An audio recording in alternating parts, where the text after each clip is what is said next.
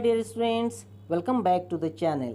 तो आज हम लोग एक नया टॉपिक स्टार्ट कर रहे हैं, द लेजर। हम लोग अभी तक कर रहे थे चैप्टर 3 एनसीईआरटी का chapter 3 recording of transaction first. इसमें हम लोगों ने सबसे पहले बाउचर बनाना सीखा और उसका जनरल एंट्रीज करना सीखा और आज से सीखेंगे लेजर में पोस्टिंग करना। तो सबसे पहले देख लेते हैं कि लेजर आखिर है क्या।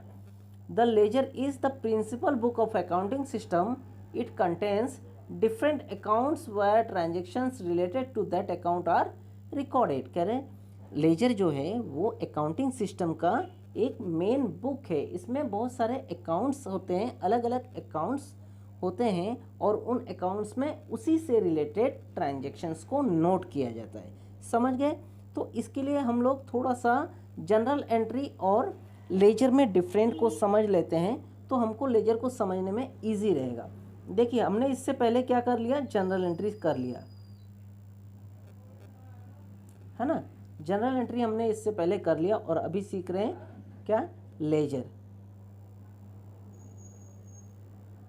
ठीक है, तो देखिए जनरल एंट्री क्या था, थोड़ा सा रिमाइंड कीजिए। जनरल एंट्री में हम लोग क्या कर रहे थे, जो भी ट्रांजैक्शन हो रहा था हमारा बिजनेस में, चाहे वो सेल्स हो, परचेस हो, सेल्स रिटर्न हो, परचेस रिटर्न हो, कैश रिसीव हो या फिर कैश पेमेंट हो, सब कुछ हम जनरल एंट्री में नोट कर रहे थे। इट मीन्स जनरल एंट्री जो है हमारा क्या है, वहाँ पे मिक्स ट्रांजैक्शन को नोट किया जाता है ना।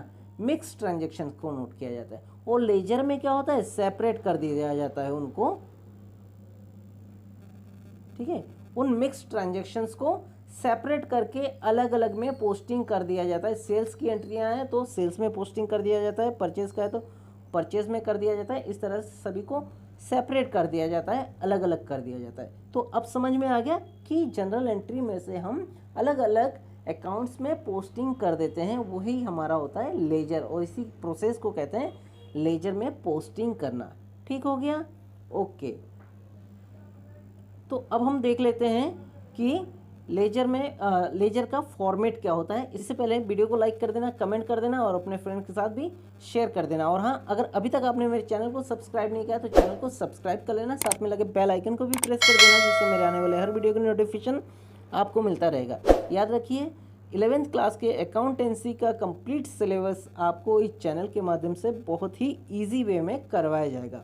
तो देख लेते हैं लेजर का फॉर्मेट। देखिए, कोई भी अकाउंट हमारा होता है, ठीक है ना, उसका फॉर्मेट हम लोग कैसे बनाते हैं, टी फॉर्मेट बोलते हैं हम लोग, टी शेप में बोलते हैं। ठीक है, ये हमारा देखिए, ये लाइन मैंने ड्रॉ कर दिया तो ये टी बन गया ना, इसलिए हमारा जो अकाउंट होता है उसको हम बोलते हैं टी शेप अकाउंट। ठीक है, सबसे ये साइड हो गया, लेफ्ट साइड हो गया आपका डेबिट साइड और राइट साइड हो गया आपका क्रेडिट साइड। ठीक हो गया, ओके। फर्स्ट कॉलम जो होता है वो होता है डेट का। ठीक है, मैं यहाँ शॉर्ट में लिख रहा हूँ डी। ठीक, उसके बाद होता है पर्टिकुलर, पी लिख दिया मैंने शॉर्ट में, पर्टिकुलर। ठीक, उसके बाद होता है ये जे एफ, जनरल फोलियो। ठीक है, जे एफ का कॉलम होता है ये। उसके बाद वाला होता है ये हमारा अमाउंट का। ठीक है, मैंने रुपीज़ का साइन बना दिया, अमाउंट। ये हमारा लेफ्ट हैंड साइड पूरा हो गया। राइट हैंड साइड में सेम इसी को रिपीट किया जाता है। ये डेट हो गया, पर्टिकुलर हो गया और ये जे एफ और ये अमाउंट। ठीक हो गया, फॉर्मेट समझ में आ गया। Date, particular, J F, amount, date, particular, J F, amount. ठीक है, ओके। अब देखिए, ये मान लीजिए हमारा है कैश अकाउंट। ठीक है, ये हमने कैश अकाउंट बना लिया। ठीक है, अब देखिए, ये तो मैंने बनाया, अभी फॉर्मेट बनाया। ठीक है, ये हमारा है फॉर्मेट। ठीक, अब हम एक जनरल एंट्री कर लेते हैं। मान लीजिए हमने सेल किया है गुड्स फॉर कैश 10,000, है ना, सोल्ड गुड फॉर कैश 10,000। तो इसकी एंट्री क्या हो जाएगा, कैश में सेल किया है तो क्या होगा, cash account debit to sales account 10,000, है ना।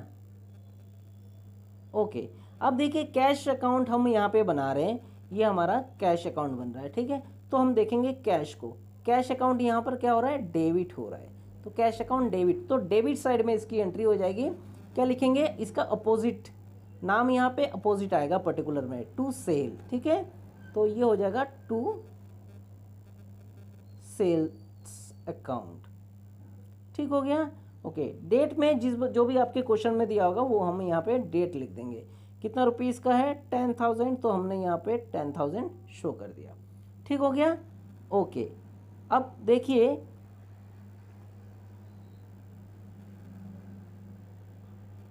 अब हम करते हैं पर सेल्स अकाउंट बनाते हैं, ठीक है।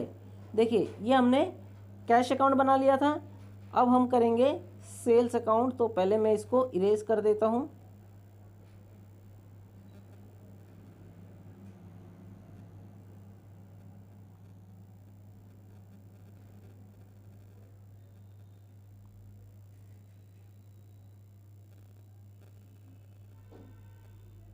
ओके, तो देखिए अब हम बना रहे हैं सेल्स अकाउंट, ठीक है। तो सेल्स अकाउंट में ये है सेल्स अकाउंट हमारा। सेल्स अकाउंट क्या हो रहा है, यहाँ पे क्रेडिट हो रहा है, तो क्रेडिट साइड में एंट्री हो जाएगा अपोजिट। इसके अपोजिट में एंट्री क्या है, कैश, ठीक है ना। तो क्रेडिट साइड में लिख देंगे बाय कैश अकाउंट 10,000, ठीक हो गया। तो उम्मीद करता हूँ आपको समझ में आ रहा होगा जो मैं समझाना चाह रहा हूँ। देखिए अगर सेल्स अकाउंट बना रहे हैं तो सेल्स देखना है ट्रांजैक्शन में क्या हो रहा है, हमारा डेबिट हो रहा है या क्रेडिट हो रहा है। हमारा यहाँ पे क्रेडिट हो रहा है तो हम क्रेडिट साइड में इसकी एंट्री कर देंगे, लेकिन अपोजिट, ठीक है ना, कैश लिख देंगे। तो बाय कैश अकाउंट, ठीक। और जब कैश अकाउंट बना रहे थे तो कैश डेबिट हो रहा था, तो हमने उसमें क्या किया था, डेबिट साइड में एंट्री कर दिया था, ठीक है। ओके, तो उम्मीद करता हूँ आपको समझ में आ गया होगा। लास्ट में एक बार फिर से बता रहा हूँ, अगर समझ में आ गया तो वीडियो को लाइक कर देना और चैनल को सब्सक्राइब कर लेना।